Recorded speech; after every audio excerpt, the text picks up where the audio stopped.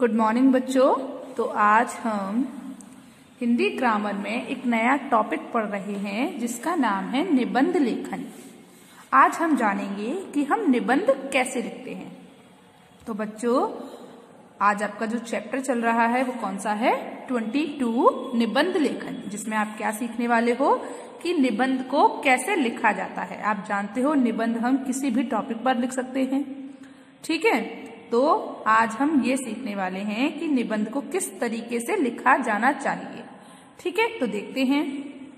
किसी विषय पर क्रमबद्ध और व्यवस्थित रूप से लिखी गई रचना को निबंध कहते हैं।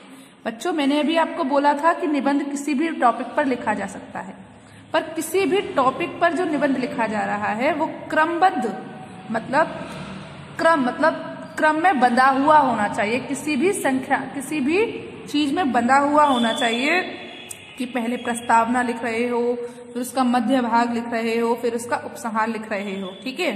तो एक क्रम में बंधा होना चाहिए कि उसके बाद यही आएगा। आप ऐसा नहीं कि कुछ भी आप कहीं से भी लिख दें, नहीं, एक क्रम में बंधा हुआ होना चाहिए और व्यवस्थित होना चाहिए। व्यवस्थित मतलब उसका अरेंजमेंट बहुत अच्छे से होना चाहिए। तो बच्चों, किसी भी विषय पर जब आप कोई निबंध लिखते हो तो वो कैसा होना चाहिए? क्रमबद्ध होना चाहिए और व्यवस्थित होना चाहिए। क्रमबद्ध मतलब क्रम से बंधा हुआ होना चाहिए, ठीक है। उस रचना को हम क्या कहते हैं? निबंध कहते हैं। निबंध लिखना एक कला है। निबंध लिखना क्या है? एक कला है। एक आपके अंदर की क्या है? क्रिएटिविटी है कि आप अच्छा निबंध लिख सकते हो। आपके अंदर क्रिएटिविटी होगी तो आप बहुत अच्छे से निबंध लिख सकते हो। पर्याप्त अभ्यास के बाद ही व्यक्ति इस कला में पारंगत हो पाता है। जैसे आप डांस करना सीखते हो, जैसे आप गाना गाना सीखते हो, ठीक है, वैसे ही अधिक अभ्यास करने से ही आप एक निबंध लिखना भी सीखते हो, ठीक है। तो पर्याप्त अभ्यास के बाद ही व्यक्ति इस कला में पारंगत हो पाता है, मतलब इस कला को पार कर पाता है, इस कला में निपुण हो पाता है, इस कला को सीख पाता है, ठीक है। चलिए देखते हैं। तो बच्चों, ध्यान देने योग्य बातें, मतलब जब हम कोई निबंध लिखते हैं तो उसमें ध्यान देने वाली क्या क्या बातें होती हैं ये देखेंगे। तो निबंध लिखते समय निम्नलिखित बातों पर ध्यान देना चाहिए। निम्न मतलब जब हम कोई निबंध लिख रहे हैं तो हमें इन बातों का ध्यान रखना चाहिए। कैसे? देखते हैं। पहला जो टॉपिक है, पहला जो नंबर 1 है, हमें कौन सी बात का ध्यान रखना चाहिए? निबंध लिखने से पूर्व संबंधित विषय का पर्याप्त ज्ञान होना चाहिए। मतलब आप जिस भी विषय पर निबंध लिख रहे हो उसकी आपको पूरी जानकारी होनी चाहिए, है ना। जब आप किसी भी विषय पर निबंध लिख रहे हो उसके बारे में आपको पूरी जानकारी होनी चाहिए। जब आपको उसके बारे में नॉलेज होगी तभी तो आप कोई निबंध लिख पाओगे, जब आप उस चीज के बारे में जानते होगे, है ना। तो निबंध लिखने से पहले संबंधित विषय का पर्याप्त ज्ञान होना चाहिए। मतलब जिस विषय के बारे में आप निबंध लिख रहे हो उसके बारे में आपको पूर्ण जानकारी होनी चाहिए। चलिए अगला देखिए। निबंध लिखने से पहले उसकी रूपरेखा बना लेनी चाहिए।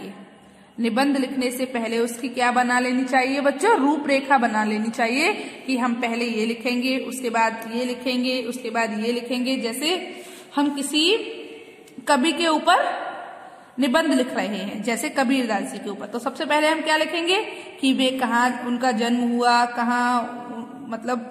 कहाँ पे वे रहते थे या वे क्या करते थे, इसके बारे में लिखेंगे। फिर धीरे धीरे हम उनकी शिक्षा के बारे में लिखेंगे, फिर उन्होंने क्या क्या संघर्ष किए उसके बारे में लिखेंगे, और फिर लास्ट में उन सब से उनको क्या मिला उसके बारे में लिखेंगे उपसंहार के रूप में।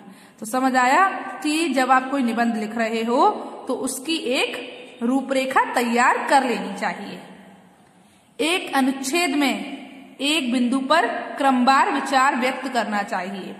और जब आप एक पैराग्राफ लिख रहे हो, एक अनुच्छेद लिख रहे हो, तो उसमें सिर्फ उनसे जुड़ी एक ही बातों के बारे में एक ही चीज के बारे में आपको अपने विचारों को व्यक्त करना चाहिए, अपने विचारों को एक्सप्रेस करना चाहिए।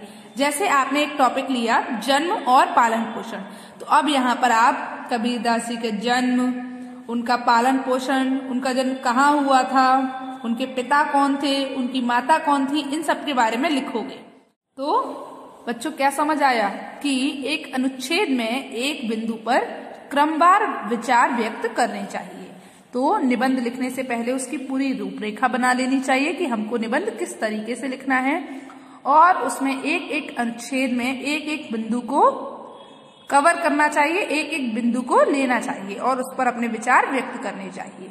अगला क्या है, असंगत बातों या अशब्दंत वाक्यों का प्रयोग नहीं करना चाहिए। मतलब बुरे शब्दों का प्रयोग या बुरी बातों का प्रयोग नहीं करना चाहिए। ठीक है, अपने विचार व्यवस्थित ढंग से प्रकट करने चाहिए और अपने विचार जो अपनी बात कहना चाहते हो उसको एक सही ढंग से, उसे एक व्यवस्थित ढंग से ही प्रकट करना चाहिए, उसको अपने निबंध में डालना चाहिए। ठीक है, अगला देखिए, निबंध की भाषा सरल, सुबोध, रोचक और प्रभावशाली होनी चाहिए। मतलब जो आप निबंध लिख रहे हो उसकी भाषा कैसी होनी चाहिए बच्चों? सरल होनी चाहिए, आसान होनी चाहिए, सुबोध होनी चाहिए, जो दूसरों को समझ में आ जाए, रोचक होनी चाहिए जिसमें थोड़ा सा मनोरंजन हो, और प्रभावशाली होनी चाहिए। प्रभावशाली ऐसे होनी चाहिए कि जो व्यक्ति आपका निबंध पढ़ रहा हो उस पर वो कुछ प्रभाव डाले, उस पर वो कुछ असर करे। तो इसीलिए निबंध की भाषा सरल, सुबोध, रोचक और प्रभावशाली होनी चाहिए। अगला देखिए, आवश्यक स्थानों पर उपयुक्त विराम चिन्ह का प्रयोग होना चाहिए। मतलब जहां पर विराम चिन्ह की आवश्यकता हो वहां पर विराम चिन्ह का प्रयोग अवश्य होना चाहिए। तो आवश्यक स्थानों पर उपयुक्त विराम चिन्ह का प्रयोग करना चाहिए। विराम चिन्हों के प्रयोग से अर्थ में स्पष्टता और सुबोधता आ जाती है।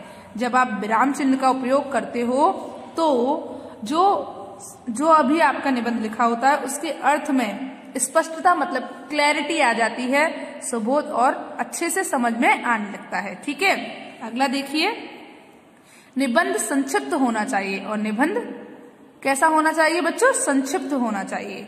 संक्षिप्त का मतलब क्या होता है बच्चों? छोटा होना चाहिए।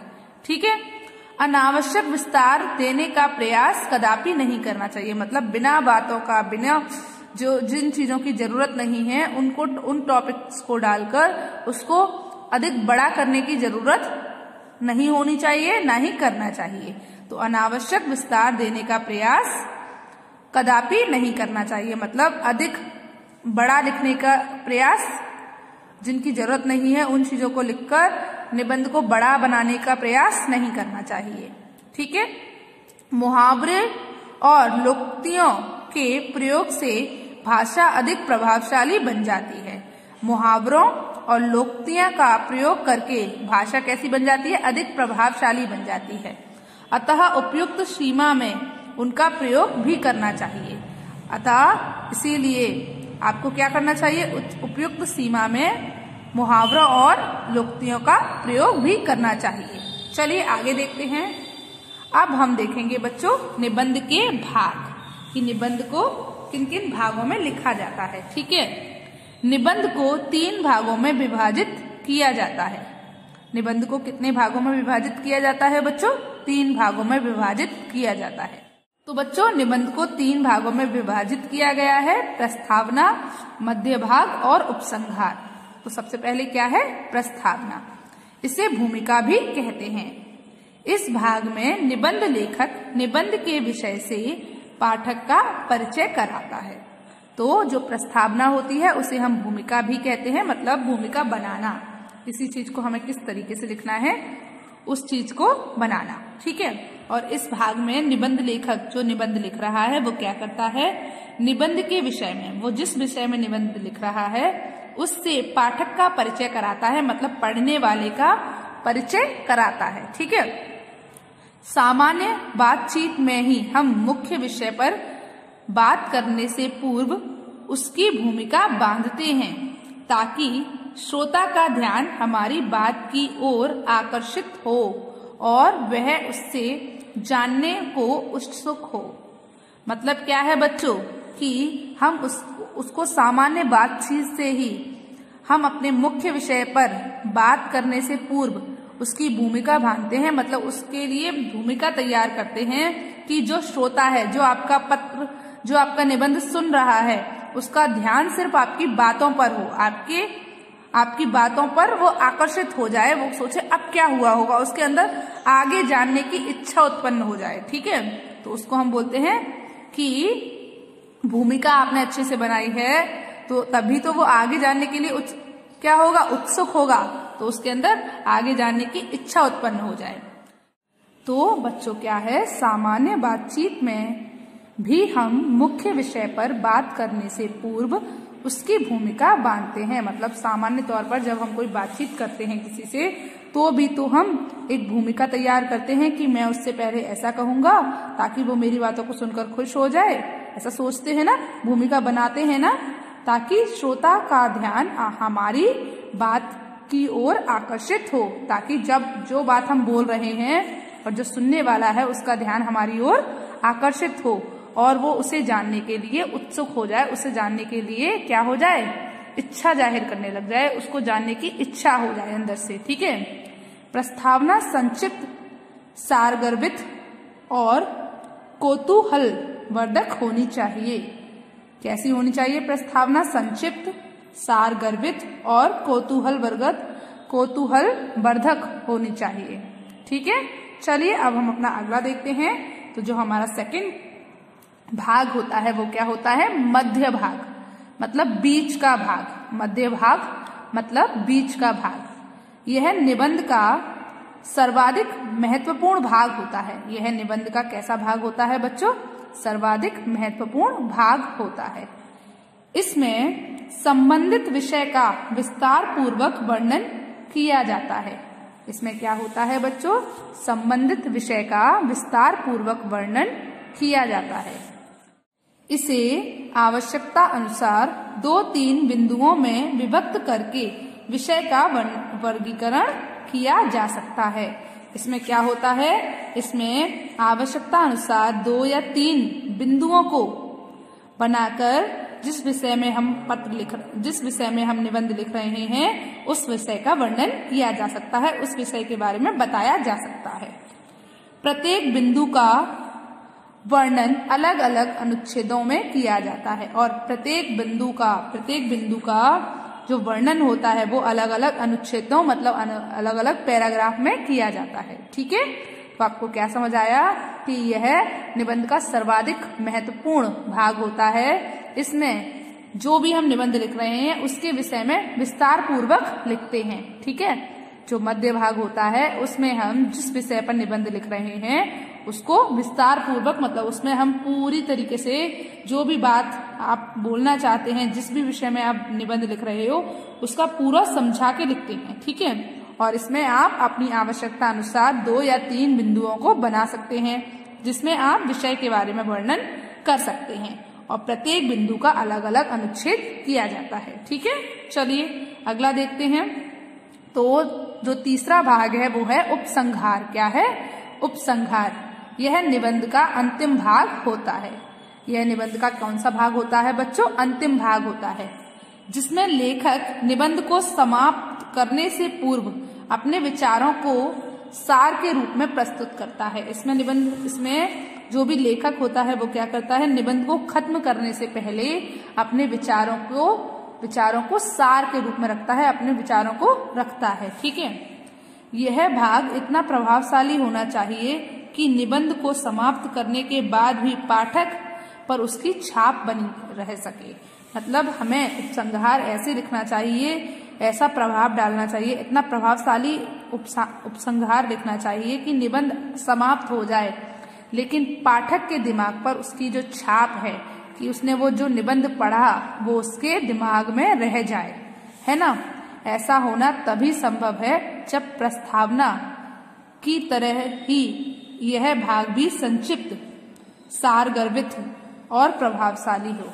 ऐसा तभी हो सकता है, ऐसा तभी संभव है जब प्रस्तावना की तरह आप उपसंहार को भी भाग भी संक्षिप्त, मतलब जो उपसंहार का भाग है उसको भी संक्षिप्त, सारगर्भित और प्रभावशाली बनाएं।